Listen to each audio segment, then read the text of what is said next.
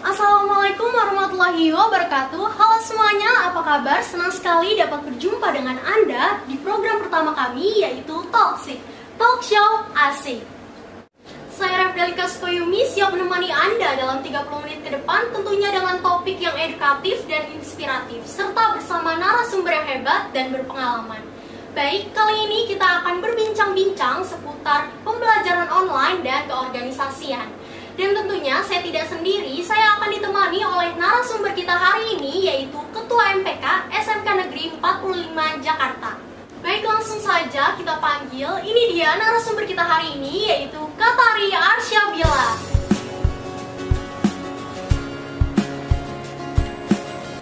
Halo Katari, apa kabar? Alhamdulillah baik. Sebelumnya terima kasih nih Kak sudah menyempatkan waktunya untuk hadir dan bersedia ngobrol-ngobrol sama kita. Nah Katari, kurang lebih kita sudah 2 tahun ya mengalami pandemi ini. Kesibukan Katari selama pandemi ini apa aja sih Kak? Untuk kesibukan sama seperti kelas 12 lainnya ya, saya lagi nyiapin untuk ujian masuk perguruan tinggi. Terus ada LSP juga, ada ujian sekolah juga. Nanti nih kalian yang masih kelas 10, kelas 11 bakal ngerasain juga nih apa yang saya rasain. Nanti sibuk-sibuknya kelas 12 ya kan. Itu benar-benar produktif banget. Di samping itu saya juga lagi ngurusin orasi buat pemilihan ketua MPK, ketua OSIS. Terus ada ikut satu kepanitiaan juga, ada ikut dan sekolah. Oke baik, walaupun masih pandemi Katari selalu produktif nih ya. Nah Katari, di masa-masa sulit seperti ini semuanya dilakukan serba online, pembelajaran pun online, dan pasti nggak selamanya mulus ya Kak. Nah selama pembelajaran online ini, apa aja sih kendala yang paling sering Katari rasakan? Kalau kendala mungkin untuk generalnya ya, itu tuh pasti internet. Internet itu untuk orang-orang yang mungkin paketannya sering habis. Ketika ada Zoom yang penting nih, ada guru mau ngasih materi, itu pasti ya paketan saya habis Bu, terus jadinya akhirnya nggak bisa ikut. Terus malah jadinya dia nggak tahu materi, ketinggalan pelajaran. Nah kendalanya itu sih paling yang sering nih banyak orang alami gitu. Terus buat di online itu untuk kita mantau langsung nih, mungkin dari pihak guru mungkin ya, susah juga tuh buat mantau anak-anak itu sebenarnya ngerti nggak sih apa yang kita ajarin, ngerti dia tuh paham nggak sih apa yang kita sampaikan. Kadang kan ada yang bilang oh iya Bu paham, itu tuh hanya sekedar biar yang gitu cepat selesai ya kan. Saya ngomong relate aja nih gitu, karena ya memang kenyataannya seperti itu gitu. Jadi kekurangannya itu sih kayak kurang terpantau, sulit diakses internet juga. Tapi untungnya ada ini sih ya, bantuan dari sekolah. Dari sekolah. Membantu sekali sih. Iya, memang kendala internet dan jaringan ini udah jadi kendala umum dan banyak pelajar mengeluh ya akan hal ini. Tapi biarpun begitu, kita harus tetap semangat ya Kak Tari dalam menuntut ilmu. Walaupun masih banyak kendala dan tantangan. Nah, jangan cuman masuk ke dalam online meet, terus on cam, dan biasanya tidur ya Kak. Bener banget tuh. Nah, kita harus terus semangat karena hidup itu bukan tentang bagaimana kita menunggu badai berlalu, tapi tentang bagaimana kita bisa belajar menari di dalam hujan. Baik Kak, sebelum kita lanjut ngobrolnya nih, kita harus break dulu sebentar. Dan jangan kemana-mana, tetap di Talksik, Talk Show Asik.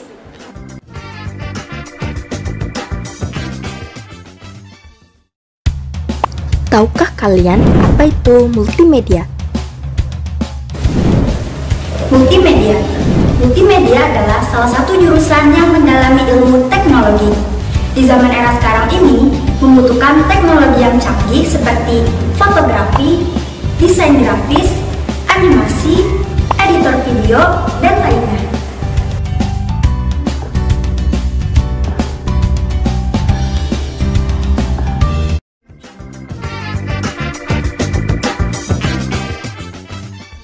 Halo, kembali lagi bersama kami dan tentunya masih bersama Katari. Katari, kita lanjut nih ya ngobrolnya.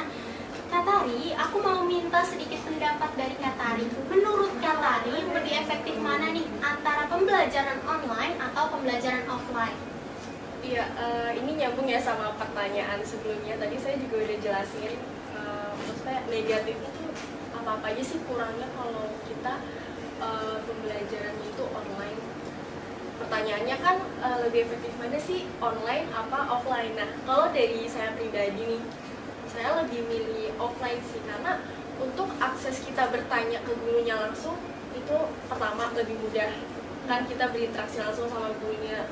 Kalau misalnya online, kadang kita tuh ngechat suka slow respon gitu nggak sih? Iya, benar banget. Iya, padahal kita butuh saat itu Iya. gitu buat ngerjain soal. Nah, itu tuh salah satunya yang bikin pembelajaran online itu kurang efektif. Nah, terus apa kekurangannya lagi nih kalau misalnya online, ya itu tadi sih kayak susah aja gitu buat kita berinteraksi sama teman-teman. Kayak rata-rata tuh pasti kita kerjanya sendiri kan. Nah, Iya, kadang ada benar orang banget, yang tipenya itu kalau kerja bisa nangkep kalau kerjanya bareng-bareng. Nah, Iya. itu balik lagi. Jadi kayak buat ketemu sama teman-teman susah juga, kayak kita jadi individualisme. Nah, gitu. Jadi mendingan offline sih kalau misalnya. Online kurang efektif. Oke, menurut Kak Tari lebih efektif pembelajaran offline. Nah, kalau teman-teman semua sependapat gak nih sama pendapatnya Kak Tari? Oke Kak, kita lanjut ke pertanyaan berikutnya. Kak Tari, ada nggak sih harapan yang ingin disampaikan untuk pembelajaran online ini? Ya, harapan saya sih yang paling utama nih, walaupun kita masih pandemi nih, tapi tetap aja kan goals kita tuh harus tercapai gitu. Banyak cita-cita yang pengen kita raih, tapi dengan kondisi seperti itu rata-rata orang kayak ayo udahlah ikutin aja apa gimana nanti Iya. gitu. Kadang semangatnya jadi turun gitu karena ya faktor kita di rumah mulu, rebahan mulu ya. Iya. Jadi kan kalau misalnya langsung kan kita kayak oh gini loh kenyataannya gitu. Jadi kayak ada gambaran gitu. Nah, harapannya sih yang pasti semoga pandemi cepat kelar lah ya. Iya. Jadi kita mulai bisa belajar offline nih, buat teman-teman juga bisa ketemu sama teman sekelasnya, ketemu guru-guru gitu. Terus kalian juga bisa berinteraksi sama teman-teman yang lain gitu. Untuk aktivitas yang di luar kalian juga bisa explore tuh, Iya. ya kan? Nah, itu aja sih harapannya, semoga pandemi cepat. Oke Kak Tari, aku mau sedikit membahas terkait pencegahan COVID-19 yang mungkin harapannya nantinya bisa diterapkan juga oleh teman-teman semua. Nah Kak, aksi apa aja sih yang Kak Tari lakukan sebagai bentuk pencegahan penyebaran COVID-19? Ya, untuk pencegahan, jujur orang tua saya juga overprotective banget ya di masa pandemi ini, kayak terutama dari jaga kesehatan, terus kualitas kesehatan badan kita tuh fit apa enggak sih, terus mulai dari kebersihan juga. Kalau menurut saya dari pencegahan itu faktor yang paling utama adalah dari diri kita sendiri. Iya benar, kesadaran diri ya. Kesadaran diri kita. Terus kita harus sadar nih kalau kita tuh harus sehat gitu, gimana pun cari terus sehat, dari mulai jaga pola makan, terus minum vitamin, ya kan, terus Iya, olahraga iya, juga. iya, benar. Sering saya sendiri pribadi jogging sih kalau di sekitar rumah Iya. gitu, nggak jauh-jauh, di sekitar rumah aja. Terus ya yang penting tahu diri sih, kita harus sehat nih biar kita nggak terjangkit. Kalau nggak dari kesadaran sendiri ya mau siapa lagi gitu. Nah itu sih paling. Terus buat sosialnya ya kalau nggak penting-penting banget jangan keluar gitu. Terus kalau ada urusan yang mendesak nih, waktunya juga dibatasi nih, kayak ini tuh sampai jam berapa sih, kalau bisa jangan kita kelamaan nih Iya. berinteraksi sama orang kan, kita nggak tahu kayak orang itu terinfeksi apa enggak sih. Iya, benar. Jangan, nggak pengen kita mencegah daripada Iya, mengobati. Oke, nah aksi yang dari Kak Tari lakukan ini juga harus diterapkan oleh teman-teman ya.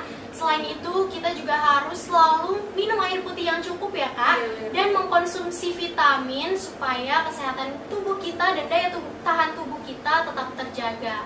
Oke Kak Tari, mungkin Kak Tari sendiri juga sudah mendengar ya bahwa nantinya akan ada rencana semuanya akan kembali normal nih, termasuk pembelajaran dan kegiatan belajar mengajar. Nah, persiapan Kak Tari untuk menghadapi rencana tersebut apa aja sih Kak? Kalau untuk persiapan ya pasti belajarnya lebih giat sih ya, Iya, karena kan saya terakhir masuk langsung itu kelas 10. Terus ini baru mau masuk lagi langsung kelas 12. Iya, Ya pasti bakal lebih ekstra lagi sih belajarnya. Apalagi saya tuh langsung menghadapi ujian, Iya. yang dimana kayak pas proses belajar mengajar tuh online semua gitu. Terus persiapannya ya itu tadi sih, kayak lebih belajarnya ditingkatin lagi. Terus sama kesehatan yang paling utama juga, jangan nanti kita udah mulai online tapi kita malah sakit-sakitan, yang ada kita malah diliburin lagi, takutnya ada yang kena lagi malah batal. Cuman gara-gara satu orang aja tuh bisa merugikan yang lain. Jadi tolong kesadaran dari kita sendiri sih, jaga kesehatan. Oke, baik. Mungkin teman-teman di rumah nih juga bisa mulai mempersiapkan diri kalian masing-masing untuk menghadapi rencana ini. Oke, Kak Tari, kita beralih ke pertanyaan berikutnya. Aku mau bahas tentang keorganisasian nih, Kak. Seperti yang kita tahu, Kak Tari ini merupakan Ketua MPK SMK Negeri 45 Jakarta. Tapi sebelum kita lanjut ngobrol, kita harus break dulu sebentar dan kembali lagi setelah yang satu ini.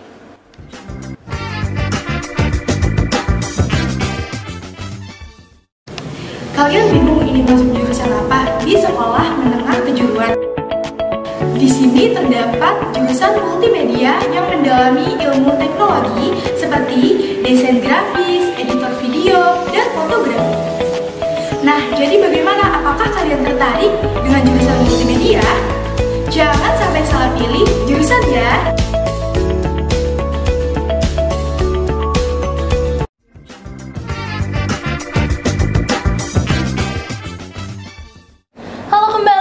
Bersama kita. Oke Kak, kita lanjut nih ngobrol-ngobrol seputar keorganisasian.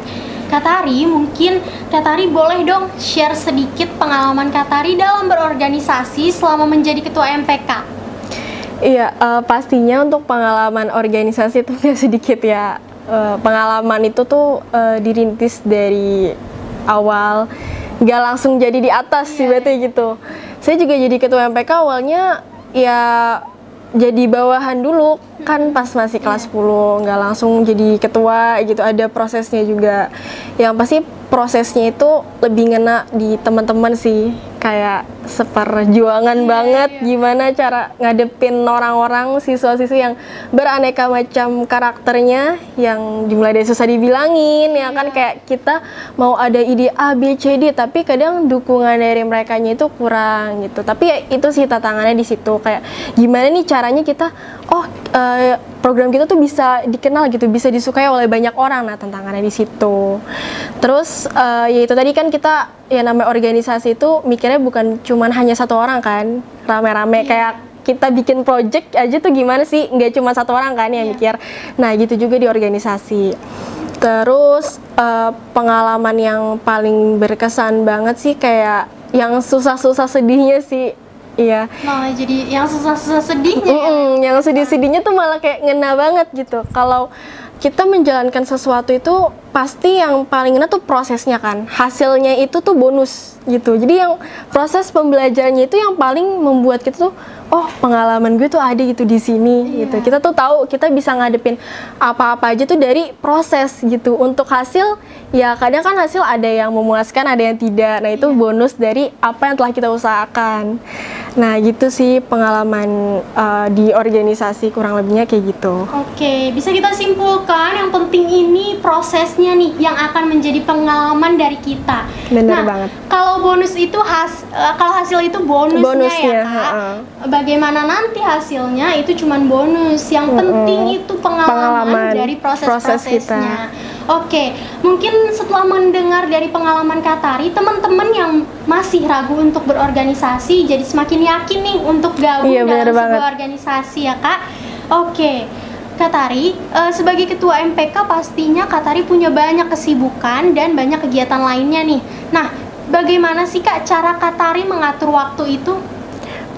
Untuk ngatur waktu yang pasti saya bukan orang yang tipe jam sekian harus ngerjain ini, terus jam sekian harus ngerjain ini gitu. Saya lebih ke fleksibel gitu sih, fleksibel tapi punya target. Paham ya, kayak maksudnya tanggal sekian minggu ini harus udah kelar gitu pemilihan atau jam belajar saya gitu. Kayak ini mau persiapan UAS nih tanggal sekian-sekian harus sudah paham nih materinya gitu, nanti pas ya UAS udah bisa gitu sih, nggak ada kayak waktu khusus buat ditargetin gitu. Jadi kalau misal kita jadi orang yang terlalu terstruktur malah tuh ngebuat kita jadi pusing sendiri nggak sih? Bener. Ya malah kita terlalu terikat gitu sama waktu yang telah kita buat. Mending kayak yang fleksibel tapi tuh kelar. Gitu, jangan terlalu mengekang, kita maksa ini, harus kelar sekian, enggak. Gitu, pelan-pelan tapi pasti. Oke, jadi gitu. Cara mengatur waktunya Kak Tari ini ternyata fleksibel guys, tapi tetap punya target. Iya, benar. Enggak, walaupun fleksibel bukan berarti kita bisa males-malesan. Iya, ya, benar Kak? banget. Harus ada tujuannya juga gitu. Kita jadi punya pengalaman baru, planning, dan kita setelah Kak Tari menjelaskan bagaimana ia mengatur waktunya, kita jadi punya ilmu baru terkait manajemen waktu nih. Dan ini menjadi salah satu latihan kedisiplinan juga ya Kak. Ini juga nantinya akan berguna juga di dunia kerja. Oke Kak Tari, tak terasa nih kita sudah berada di penghujung acara. Iya, benar banget. Oke, mungkin sebagai penutup, Kak Tari boleh berikan motivasi untuk teman-teman semua agar terus semangat belajar dan menuntut ilmu. Ya, untuk motivasi dari saya yang pasti kalian harus punya goals ya dalam hidup itu. Jangan kalian tuh jadi orang yang cuman ngalir aja kayak air. Kalau misalnya ada sesuatu ya tabrak aja gitu, hadepin. Jangan kayak takut-takutan. Kalian tuh harus explore gitu. Kalian tuh bisa apa sih? Nah, di situ tuh kalian juga harus punya goals yang dimana motivasinya itu orang tua. Ya, orang tua tuh penting banget sih. Kalian mau ngelaksain sesuatu itu harus ada restu orang tua. Karena kesuksesan kalian itu tergantung dari orang tua. Ya kan, gitu. Jadi untuk orang tua jangan pernah dilupain.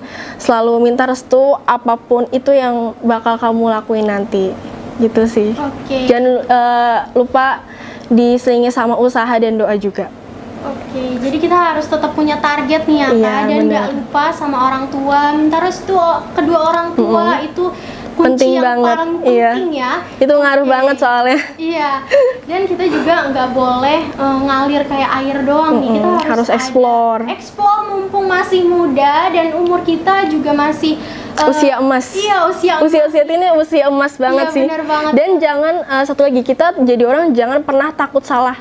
Salah tuh nggak apa-apa, kalian tuh masih muda. Nah, kalau kalian kayak nggak berani ngambil langkah ini itu, gimana kalian tahu kesalahan kalian tuh di mana? Iya. Nah, gitu. Jadi jangan pernah takut salah sih, nggak apa dicela orang karena kesalahan kalian. It's okay, itu proses pembelajaran dan itu wajar. Kalau kalian nggak belajar dari kesalahan, kalian mau belajar dari mana? Gitu. Oke. Jadi banyak banget nih Kak teman-teman yang mau mencoba sesuatu, mau explore sesuatu, tapi masih takut salah. Iya, bener banget. Berarti kuncinya coba aja dulu. Coba aja dulu. Salah. Oke, mungkin segitu dulu perbincangan kita kali ini. Terima kasih banyak Kak Tari atas sharingnya. Oke, setiap pertemuan pasti ada perpisahan. Tapi jangan sedih karena kita akan bertemu lagi di episode toksik berikutnya. Sekian dari kami. Wassalamualaikum warahmatullahi wabarakatuh. Dadah.